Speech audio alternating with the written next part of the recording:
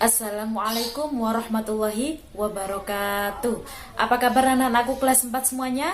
Semoga selalu diberi kesehatan dan semangat yang tidak pernah surut. Ya, semangat. Ya, hari ini kita akan belajar mata pelajaran SKI tentang Isra Mi'raj. Ya. Sebelum kita mulai pembelajaran hari ini, jangan lupa membaca doa terlebih dahulu. Sika berdoa, tangan diangkat, kepala ditundukkan, mata dipejamkan, berdoa dimulai. Al-Fatihah.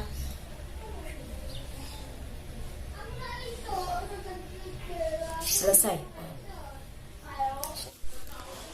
Isra adalah perjalanan Nabi Muhammad SAW pada malam hari dari Masjidil Haram di Mekah ke Masjidil Aqsa yang ada di Palestina, itu Isra.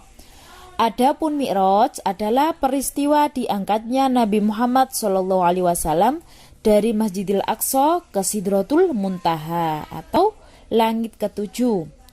Peristiwa Isra Mi'raj terjadi pada tanggal 27 Rajab tahun ke-11 kenabian, bertepatan dengan tahun 621 Masehi.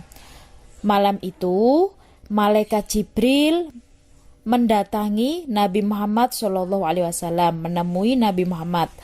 Jibril membawa serta hewan tunggangan yang bernama buruk. Apa itu buruk? Buruk adalah hewan putih tinggi, lebih besar dari keledai dan lebih kecil dari bigal. Bigal adalah peranakan kuda dan keledai. Ya. Terus bagaimana pengalaman Nabi Muhammad SAW dalam perjalanan Isra Mi'raj? Ya.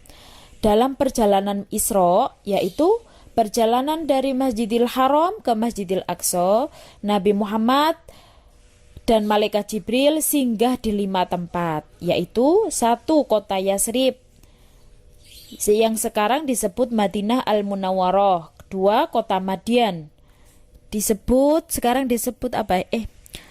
Persembunyian Nabi Musa alaihissalam ketika dikejar-kejar Raja Fir'aun. 3 Tursina, yaitu tempat Nabi Musa alaihissalam menerima kitab Taurat. 4 Baitul Lahmi, yaitu tempat kelahiran Nabi Isa alaihissalam.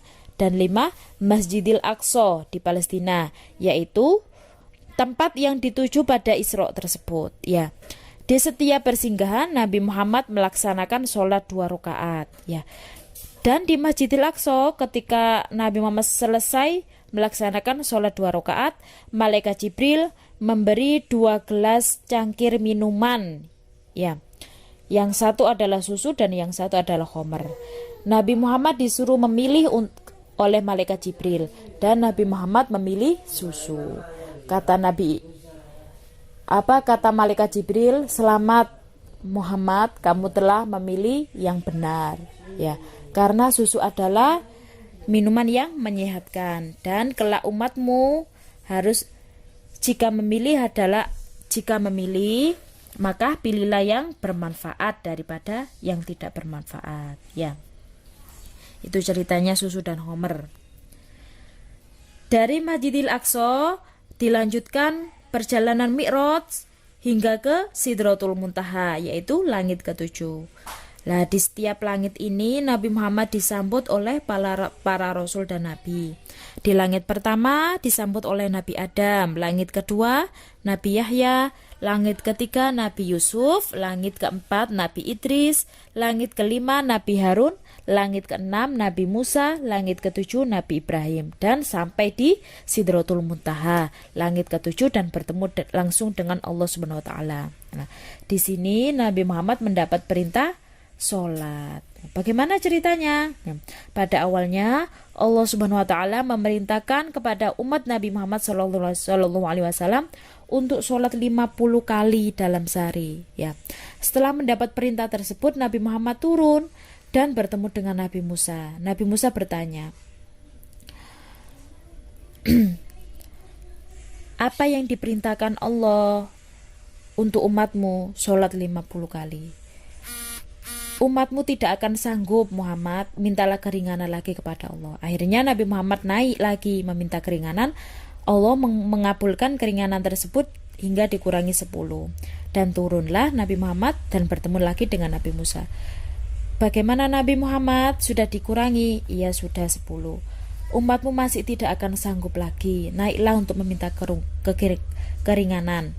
Ya, akhirnya naik Nabi Muhammad SAW, dan sampai akhirnya Nabi Muhammad ini bolak-balik dari Nabi Musa ke Allah SWT, hingga akhirnya sholat ini sampai hanya 5 saja. Ya, sudah. Hingga akhirnya perintah sholat menjadi 5 saja, 5 waktu saja. Nah, setelah selesai kejadian Isra Mi'raj tersebut, bagaimana tanggapan masyarakat Mekah terhadap peristiwa Isra Mi'raj? Ya, keesokan harinya Nabi Muhammad SAW mengumpulkan orang-orang, menceritakan tentang peristiwa yang beliau alami semalam. Ya, mereka bertanya-tanya tentang bagian-bagian Masjidil Aqsa kepada Nabi Muhammad SAW untuk membuktikan Nabi Muhammad berdusta atau tidak. Ya, akhirnya Nabi Muhammad menjawab detail apa yang ada di Masjidil Aqsa tersebut. Tapi mereka masih ragu dengan peristiwa Isra Mi'raj. Akhirnya mereka mendatangi Abu Bakar dan meminta pendapat pada Abu Bakar. Ya.